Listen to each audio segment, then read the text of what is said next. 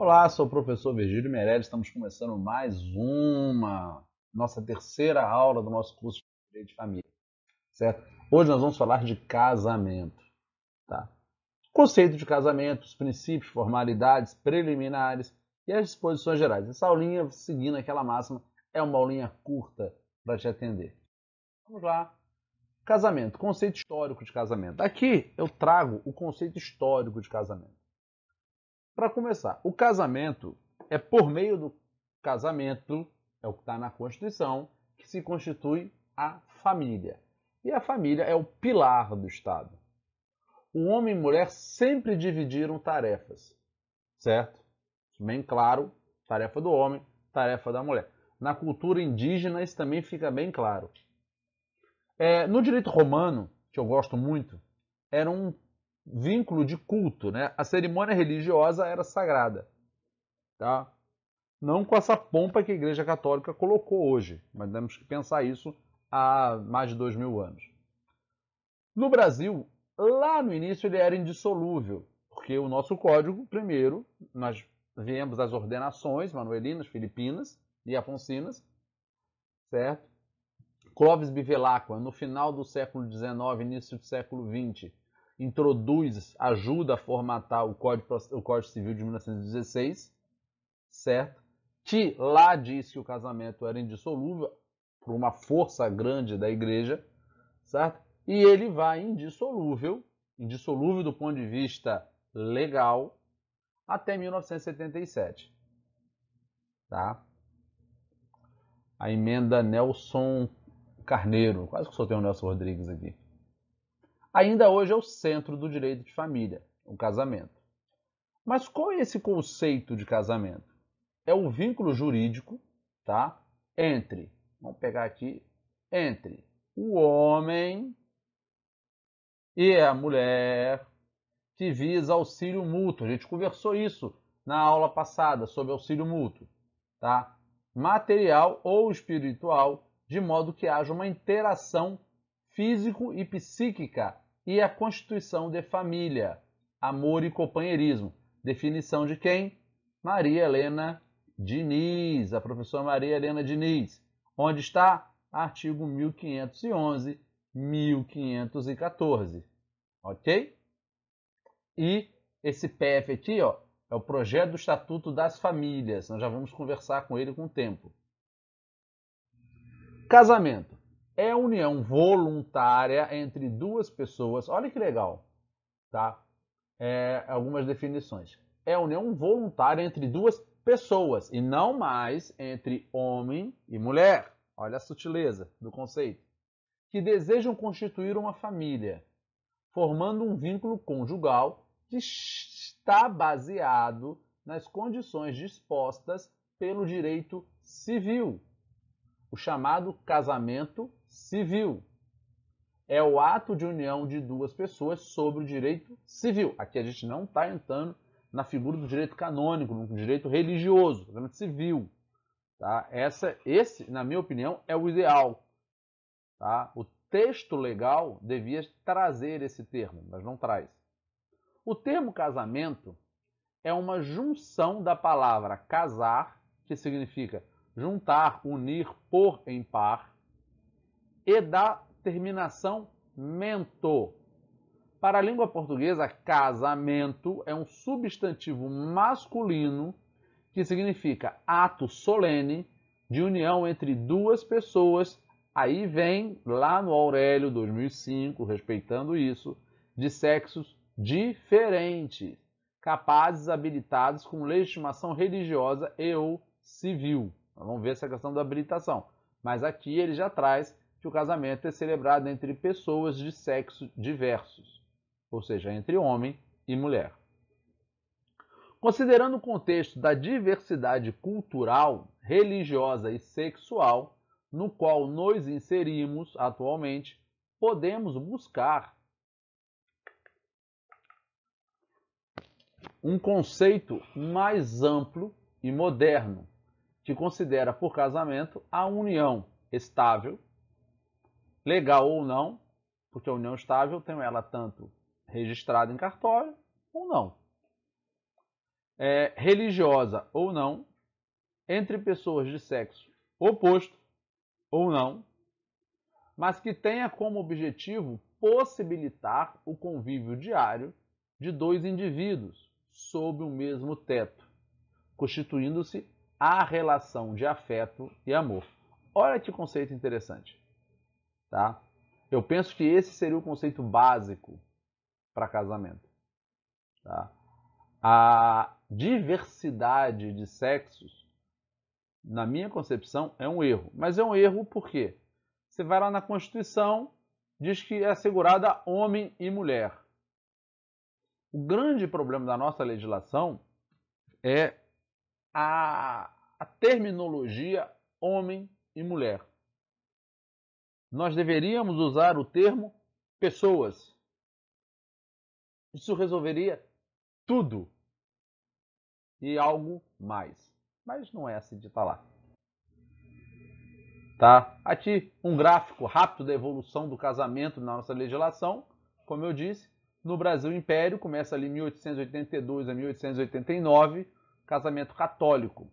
Tá? Em 1861, deixa eu trocar a canetinha aqui, botar uma amarelinha, surge o casamento civil não católico. Tá? Isso aqui é um crédito, quem fez esse gráfico aqui foi a professora mestra Clarissa Botega, eu catei dela esse crédito.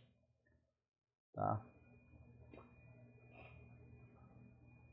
Os cruzados de 1822 e 1824, certo? Brasil Império. Período republicano, 15 de novembro de 1889. Casamento civil obrigatório passa a ser a partir de 24 de janeiro de 1890, ou seja, mais de 890, mais de 100 anos. Decreto 181, que é a lei sobre o casamento civil e divórcio. Tá? Constituinte, conforme 1881, a questão do divórcio. Aí não vamos entrar nessa questão histórica para vocês verem. O Código Civil de 16, ele traz a figura do desquite, que é a nossa separação. O casamento civil e religioso com efeito civil, porque o Código Civil, ele previa o desquite. O desquite era a separação. Separavam-se as pessoas, porém o vínculo, tá, matrimonial não existia. Deixava de existir o vínculo convivencial, não o vínculo marital. Tá? Vamos lá. Aí ele vem nas evoluções, tá? Constituição, aí vem 37, aí nós estamos passando de 1916, tá? A gente passa por uma Constituição de 37, a Constituição de 46, a de 67 e a Constituição de 69. Tá? Na Constituição de 69, o casamento civil religioso, tá? Que previa uma indissolubilidade. Como eu disse, a Lei 6.015 traz a separação judicial, aqui ó, SJ, mais divórcio com prazo. Isso aqui foi uma negociação muito grande, essa emenda aqui, a emenda da Nelson Carneiro, senador. O casamento civil religioso com efeito civil, mais separação judicial e divórcio. Aí já vem na Constituinte de 88 essa possibilidade. Somente o casamento civil, poderia ser a separação judicial, mais o divórcio. Vem a lei de divórcio, tá? De 2007, que traz a separação judicial mais o divórcio, podendo ser este extrajudicial, tá? Naquelas hipóteses de não haver dependentes. Vem a emenda constitucional 66 de 2010 e coloca o divórcio sem prazo. Veja bem, coloca o divórcio sem prazo. Aqui que está um grande erro, tá? De alguns colegas, que diz que acabou a figura do divórcio no Brasil. Mentira. Do divórcio não, perdão. Da separação judicial. Ela deixou de existir. Tá? Mentira. A separação ela continua existindo. Eu tenho lá separação remédio, separação cautelar. A medida protetiva é uma forma de separação. Tá? É uma forma de separação. Agora vieram com a ideia, né? que o delegado pode, nos casos de violência doméstica, impor o divórcio extradireto da pessoa, o juiz pode, por causa de violência doméstica. Na minha opinião, eu acho muito equivocado, certo? Porque isso não pode ser uma imposição estatal, tá? Toda forma que tem uma imposição estatal me deixa assustado. Na ação direta de inconstitucionalidade, que começou lá no Rio de Janeiro, contra o governo do estado, veio a possibilidade de casamento homoafetivo. Sim, mas esse casamento aqui criou, na minha concepção, o que eu falo de cidadão de segunda classe. O que é um cidadão de segunda classe? É quando eu pego, tá, o cidadão e falo o seguinte: você pode se casar com a pessoa do mesmo sexo que você, desde que você tenha uma união estável, lavrada em cartório, e você peça ao juiz que converta essa união estável, tá, em casamento. Ora, por que eu, num casamento hétero, eu não preciso pedir ao juiz, eu não preciso passar por nada, simplesmente eu vou lá e me habilito para o casamento? Apresentar a documentação necessária. Por que o casal homoafetivo, além da documentação necessária, tem de apresentar uma declaração de união estável em cartório? Essa é a reflexão. Por isso que eu falo. Na minha concepção, mas trouxe o casamento, mas criou um cidadão de segunda classe. Isso é um erro, tá? A nossa Constituinte, ela não... Ela tenta vedar essa possibilidade de cidadão de segunda classe. Aí vem em 2012 o primeiro caso de união poliafetiva, tá, registrado. Porque é o seguinte, casamento, eu só posso ter um casamento, mas união estável eu posso ter um monte, tá? Então eu posso ter 10 uniões estáveis. Casamento eu só posso ter um. Vamos deixar bem claro isso, certo? E para onde nós vamos a partir de agora, né? Porque eu não sei para onde nós vamos, né? Tá aqui, ó. Para onde nós vamos? Nem eu sei. Fins do matrimônio, tá? Nós já vimos lá no início, na aula 1, falando dos fins da família. Mas como seriam os fins do matrimônio? Instituição da família matrimonial, procriação, consequência natural. Aqui eu faço uma ressalva, certo? Certo? Que aí muitas pessoas passam por situações, na minha opinião, desnecessárias. Você, casado há 10 anos, sem filhos. Aí eu pergunto para você, onde está escrito que nós somos obrigados a procriar? Tá? Satisfação sexual. Isso aqui foi uma das formas que era a causa para a extinção do casamento, tá? O que eu sempre critiquei, como que eu provo isso, tá? Lá no código fala o débito conjugal. Como que eu provo essa satisfação sexual, tá? Se o casamento ocorre dentro da privacidade, tá? Mas tá aí. Prestação de auxílio mútuo, vem na Constituição de 88, isso aí está bem claro. Estabelecimento de deveres, deveres, fidelidade e ajuda, o provimento, tá? O dever de fidelidade, tá? Ele está positivado, certo? Aí eu tenho sempre um conceito que eu trabalho com os meus alunos, a questão da fidelidade e da lealdade, tá? Eu falo que o correto seria lealdade e não fidelidade. Educação da prole, tá? Como que vai ser a educação dessas crianças? Tem no ECA.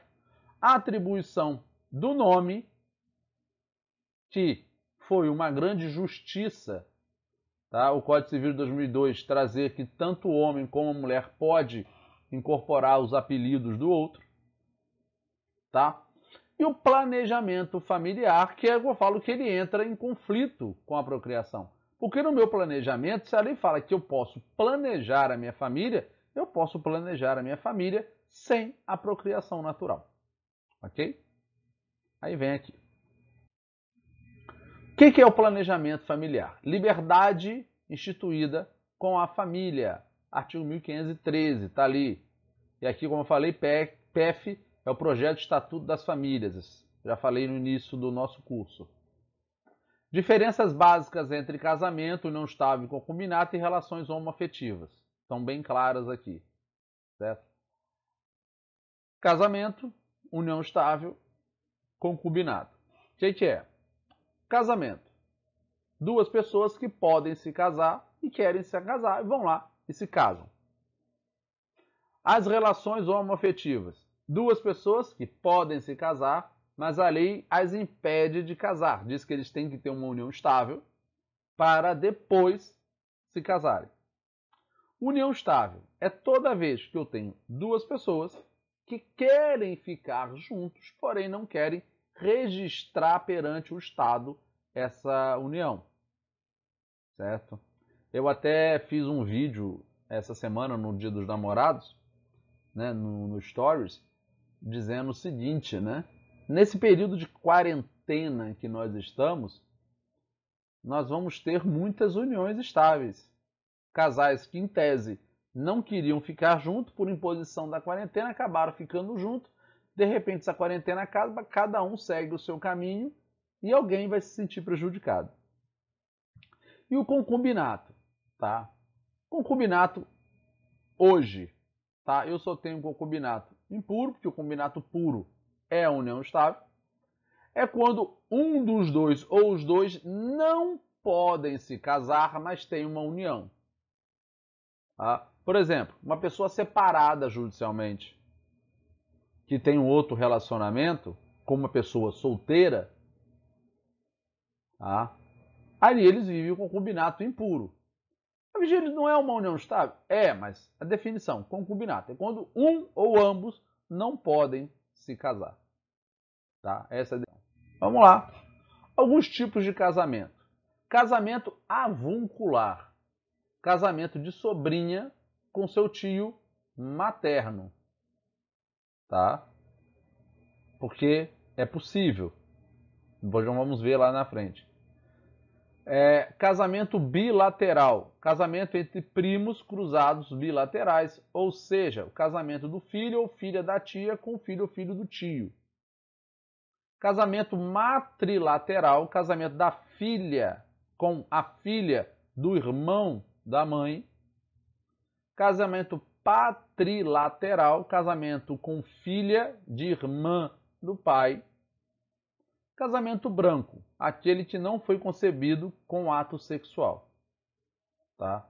Esses são alguns tipos de casamento. Isso é muito mais no caso de um concurso público de vocês forem fazer. Para quem ainda não fez o exame da ordem, pode ser que esses nomes apareçam. Tá? Mas do efeito prático, enquanto profissional do direito, raramente você verá isso. Casamento civil, esse sim, é o validado por um juiz. Tá? Por isso você faz lá a habilitação perante o cartório, tal, no caso juiz de paz. Casamento religioso é o celebrado na presença de uma autoridade religiosa, tá? Em que alguns países têm efeito jurídico. Nosso país, antes de 88, o casamento religioso, bastava eu me casar na igreja, era só levar no cartório, certo? Hoje, sim, mas com algumas dificuldades. Casamento não compatível, tá? Casamento celebrado oralmente, sem mais formalidades. A presença de 6 testemunhas por haver motivo que justifique a imediata realização do ato. Exemplo, eu estou numa situação de perigo de vida e eu quero me casar com alguém. Eu tenho 6 testemunhas e eles falam assim, olha, eu quero reconhecer o meu casamento com essa pessoa. Tá? Casamento não compatível. Casamento putativo, tá? É o casamento nulo ou anulável, mas contraído de boa fé por ambos os cônjuges ou por só um deles, certo? O que é um casamento contraído por boa fé? Só por uma pessoa, tá? Nulo ou anulável. O exemplo clássico está lá no código, é o erro essencial sobre a pessoa.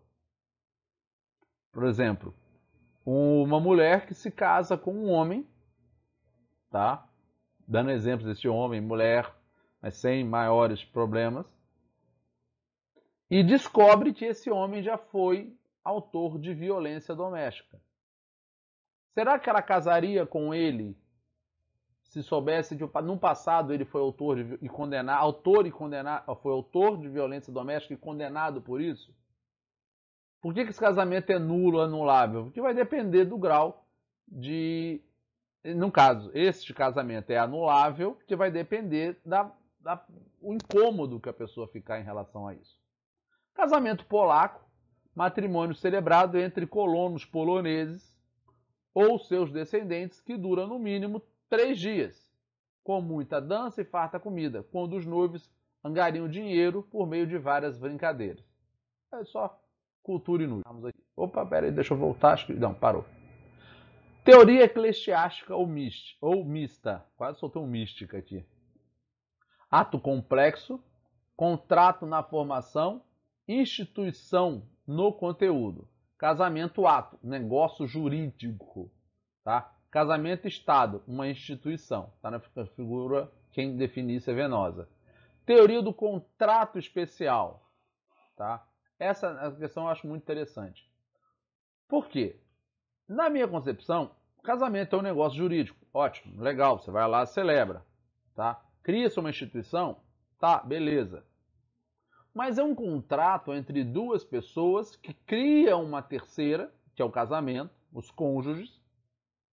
Porém, a finalidade desse casamento, dessa união, dessa sociedade que é conjugal, não é dar lucro.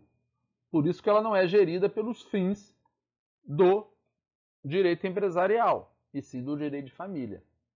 Tá? Essa é a questão da natureza.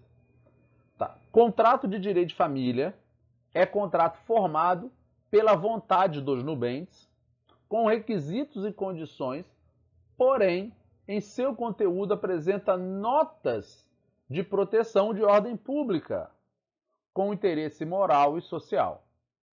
Tá? Essa definição de Silvio Rodrigues, Eduardo Espíndola, Regina Beatriz Tavares da Silva. Beleza? Caracteres do casamento. Liberdade de escolha do nubente. Tá? Se for sob coação, é anulável. Tá? Por isso que casamento é celebrado com a igreja de porta aberta. Tá? Por exemplo, se tiver num clube, olha, isso aqui é fantástico. Você descobre que está tendo uma mega festa de casamento num clube. Você não foi convidado.